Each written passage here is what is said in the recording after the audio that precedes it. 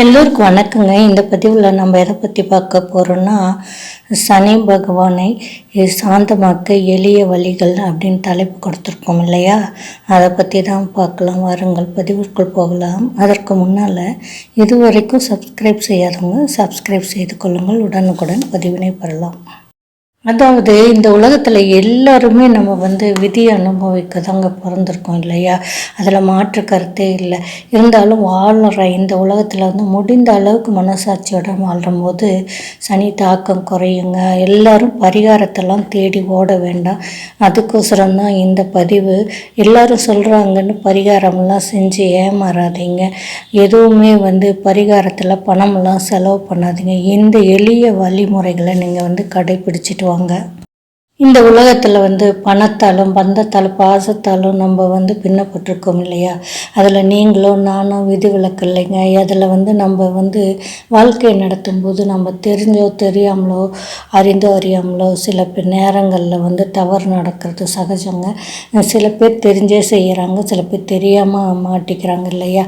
ஒவ்வொருவரும் அவரவர் வாங்கி வினைப்பயனை அனுபவிக்க தான் நாங்கள் பிறந்திருக்கிறோம். அதில் மாற்று கருத்தே இல்லை. இருந்தாலும் நம்ம வாழ்கிற வாழ்க்கையில் சனியின் தாக்கத்தை குறைச்சிக்கிட்டு மனசாட்சியோடு எப்படி வாழ்கிறது அப்படின்னு சொல்லி சனியை சாந்தமாக்க வழிமுறைகளை பார்க்கலாங்களா? முதல் வழிமுறை என்னென்னா, முழு மனதிலும் தவறு என்று அப்படி தெரியும் செயலை கண்டிப்பாக நீங்கள் செய்யாமல் விட்டுடுங்க. அடுத்தது என்னன்னு பார்த்தீங்கன்னா, நீங்கள் நியாயமாக சம்பாதிப்பீங்க இல்லையா? அந்த பணத்தில் ஒரு குறைந்த தொகையாவது தானம் செய்யணுங்க. கண்டிப்பாக தானம் செய்யணுங்க. சிலர் என்ன பண்ணுவாங்கன்னா, தானம்லாம் எதுவுமே செய்யாமல் தான் சம்பாதிச்சுட்டு அதை கொண்டு போய் திருப்பதி உண்டியலில் போய் போடுவாங்க. அதனால் என்னவும் பிரயோஜனம் இல்லைங்க. இயலாதவங்களுக்கு கொடுக்கறது நல்லதுங்க. மூணாவதாக நம்ம என்ன பார்க்க போகிறோன்னா, எப்பொழுதும் நேர்மையாக வாழ பழகணுங்க. அதுதான் நல்லதுங்க. அது சனியின் தாக்கத்தை குறைக்குங்க. பொய் பிரட்டு இதெல்லாம் இல்லாமல் நம்ம வாழ்கிறோம் இல்லையா? அது சனியின் தாக்கத்தை குறைக்குங்க.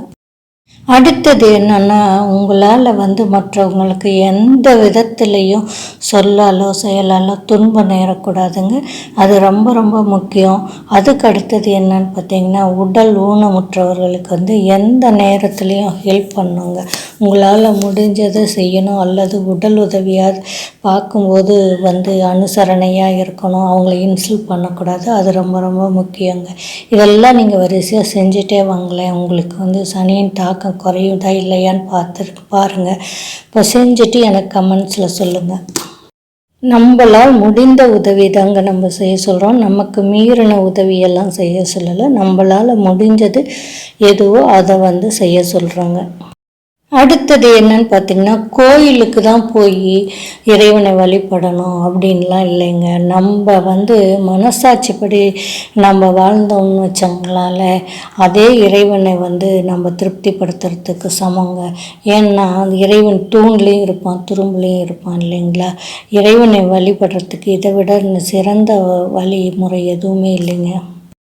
இது வரைக்கும் 6 எளிய வழிமுறை சொல்லிட்டோம் இல்லைங்களா? இப்போ 7வது வழிமுறை என்னென்னா, உங்கள் வேலை எல்லாத்தையும் நீங்களே செய்யணுங்க. அடுத்தவங்க செய்யணும் அப்படின்ட்டு நினைக்கக்கூடாதுங்க. சோம்பல் தாங்க சனி பகவானுக்கு முதல் எதிரி. அதை நல்லா தெரிஞ்சுக்கோங்க. அடுத்ததாக என்ன பார்த்திங்கன்னா, சனி பகவானுக்கு எது பிடிக்காது, அவங்கள தண்டிக்கும் அப்படின்னு சொல்லி பார்த்திங்கன்னா, வசதி வாய்ப்புகள்லாம் இருந்தும் எல்லாத்துக்கும் எதுவுமே கொடுக்காம தான் மட்டும் அனுபவிக்கிறாங்க இல்லையா? அவங்களுக்கு சனி பகவானுக்கு பிடிக்கிறது இல்லைங்க. வள்ளல் போல் நீங்கள் வாரி கொடுக்க வேண்டாம். கொஞ்சமாவது உங்களால் முடிஞ்ச அளவு ஹெல்ப் பண்ணோம் இல்லையா? உங்களுக்கு அந்த மாதிரி செய்கிறவங்கள தான் சனி பகவானுக்கு பிடிக்குங்க. சனி பகவான் நீதிமானுங்க. எல்லாத்தையும் இயல்பாக தண்டிச்சிட மாட்டாருங்க. அதே போல் நிறையா பேர் என்ன பண்ணுவாங்கன்னா, இல்லாதவங்கக்கிட்டையும் முடியாமல் இருக்காங்க, இயலாதமாக இருக்காங்க இல்லையா? அவங்கக்கிட்ட அவங்களோட இரும்பு கரத்தை காட்டுவாங்க.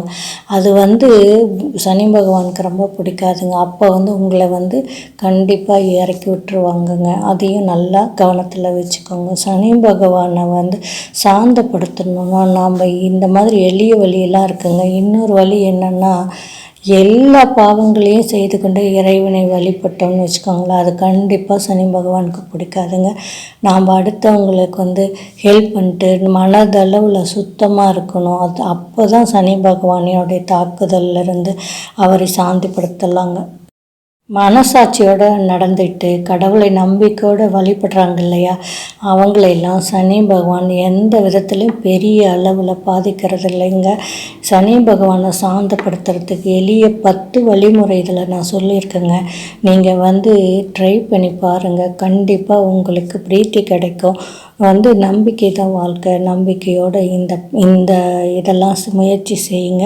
உங்களுக்கு நல்லதே நடக்கும். பரிகாரம் அப்படின்னு சொன்னாங்கன்னா அதிகமாக செலவு பண்ணி எதுவும் பண்ணாதீங்க. இந்த மாதிரி எளிய வழிமுறைகளை பின்பற்றி எல்லோரும் முன்னேறணும்னு தான் நாங்கள் எளிய வழிமுறையாக சொல்லிகிட்ருக்கோம். பின்பற்றி பாருங்களேன். இந்த பதிவு உங்களுக்கு பிடித்திருந்தால் லைக் பண்ணுங்கள், ஷேர் பண்ணுங்கள், கமெண்ட் பண்ணுங்கள். நன்றி, வணக்கம்.